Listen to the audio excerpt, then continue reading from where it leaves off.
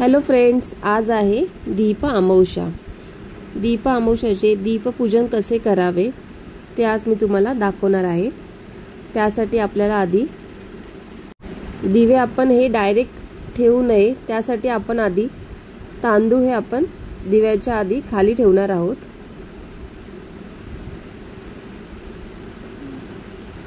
Direct दिवे ठेवायचे नसतात, त्याच्यासाठी आपल्याला आधी थोडेसे तांदूळ ठेवायचे असतात। त्यानंतर मी 5 दिवे लावणार आहे। त्याच्यानंतर आपण त्याच्यावरती अक्षत आहे, त्याच्यावरती आपल्याला हळद आणि कुंकू आपल्याला त्याच्यावरती थोडंसं ठेवायचं आहे।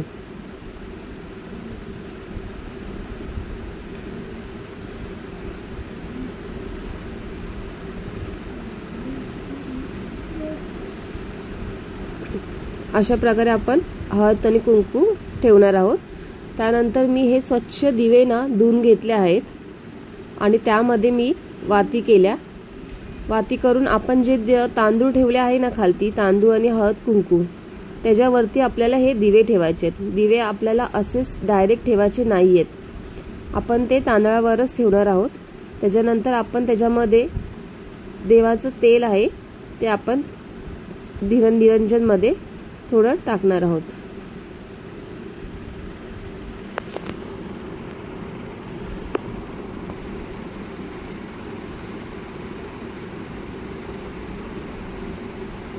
आणि आपल्या घरी कोणतीही जी फुले असतील, झेंडूची असतील, गुलाबाची असतील, कोणतीही फुलं आपण एक एक फूल करून प्रत्येक दिव्याच्या अर्पण करावे आणि दिव्यांची पूजा करून घ्यावी। प्रत्येक दिवा आपण लावून घेऊया। अशा प्रकारे आपल्याला दिवे हे प्रज्वलित करायचे आहेत। बघा किती छान वाटते। आणि आपण प्रत्येक ह्या दिव्याला आपण हळद आणि कुंकू लावून त्यांची पूजा आपण करणार आहोत।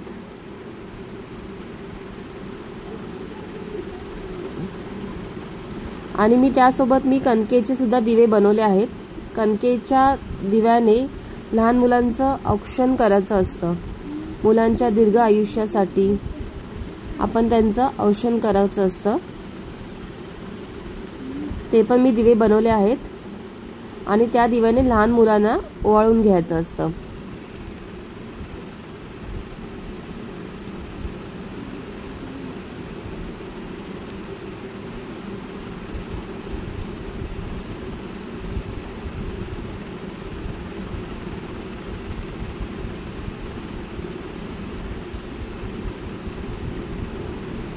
आता आपण धूप दाखवूया। अगरबत्त्याने मी धूप घातलं। मी अशा प्रकारे दिव्यांची पूजा करते।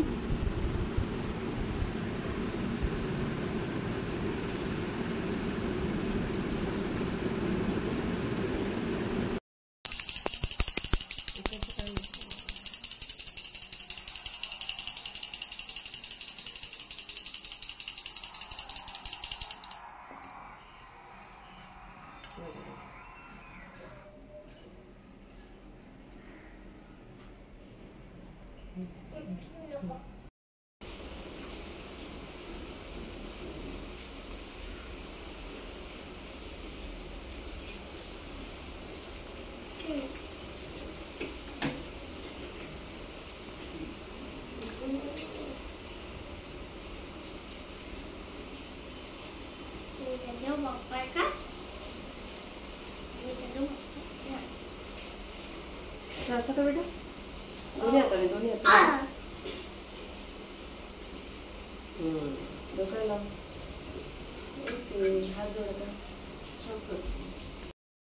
मी अशा पद्धतीने दीप अमावस्येची पूजा केली आहे। दिव्यांची मी पूजा केली आहे। कणकेचे सुद्धा मी दिवे बनवले आहे माझ्या मुलासाठी। आणि तुम्हाला माझी पूजा कशी वाटली आणि तुमच्याकडे कशी पूजा केली जाते ती मला नक्की कमेंटमध्ये सांगा। तुम्हाला माझी पूजा आवडली असेल तरी पण मला नक्की कमेंटमध्ये सांगा। आता मी चालली आहे स्वामींच्या मठात। आज आहे गुरुवार म्हणून मी आता आली आहे स्वामींच्या मठात। आमच्या बिल्डिंगच्या बरोबर समोर स्वामींचं एवढं सुंदर मठ आहे ना, तर मी दर गुरुवारी मला यायची नेहमी इच्छा असते. मी नेहमी दर गुरुवारी आम्ही सगळेजण येतो स्वामींच्या मठात पाया पडायला. तर आज दीप अमावस्या असल्यामुळे मठात खूप गर्दी होती आणि मला यायलासुद्धा थोडा लेट झाला, कारण मी दिव्यांची पूजा वगैरे करून मी मठामध्ये आले. तुम्ही पाहू शकता मठ किती सुंदर आहे. तुम्ही पण दर्शन घेऊ शकता. स्वामींच्या मठात आल्यावर खूप छान आणि प्रसन्न वाटतं. हे बघा वियांचं काय, वियांसुद्धा स्वामींच्या पाया पडतोय. खूप छान वाटतं मठामध्ये आल्यावरती, प्रसन्न वाटतं मन एकदम. तुम्हाला माझी व्हिडिओ कशी वाटली ती मला नक्की कमेंटमध्ये सांगा आणि माझ्या चॅनलला प्लीज लाईक, शेअर आणि सबस्क्राईब करायला अजिबात विसरू नका. थँक्यू, धन्यवाद. सगळ्यांना दीप अमावस्येच्या शुभेच्छा आणि श्रावण महिन्याच्या पण खूप खूप शुभेच्छा.